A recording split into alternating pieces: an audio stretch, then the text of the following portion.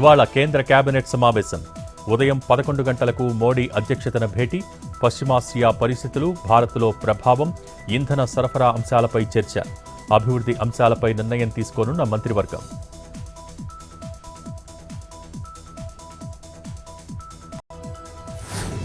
తమిళనాడు ఎన్నికల బరిలో అత్యంత ధనిక అభ్యర్థిగా లీమా రోజ్.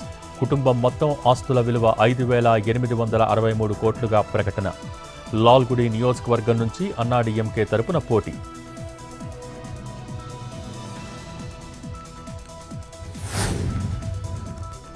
నేడు తెలంగాణ రాజకీయాల్లో బిగ్ డే.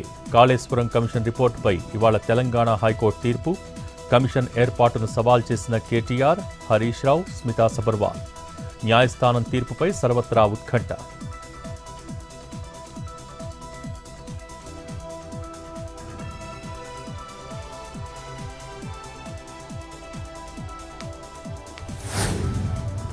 నంద్యాల జిల్లా పసురపాడులో కలెక్టర్ పర్యటన. గ్రామ సచివాలయంలో ఆకస్మిక తనిఖీలు.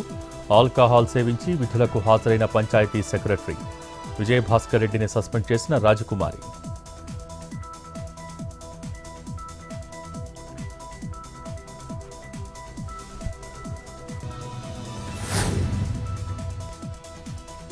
శ్రీకాకుళం జిల్లా లోహరిబందలో మరోసారి పిడుగుల బీభత్సం. పాక్షికంగా కాలిపోయిన 4 కొబ్బరి చెట్లు. భయాందోళనకు గురైన స్థానికులు.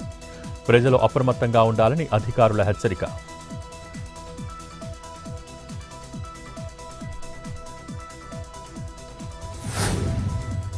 నేడు ఏపీలో భారీ వర్షాలు. పలు జిల్లాల్లో మోస్తరు వానలు.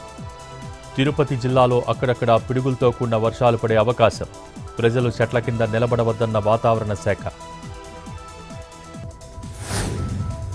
తగ్గిన బంగారం ధరలు. 24 క్యారెట్ల 10 గ్రాముల పసిడి 1,49,830. 22 క్యారెట్ల 10 గ్రాముల పొత్తడి 1,37,340.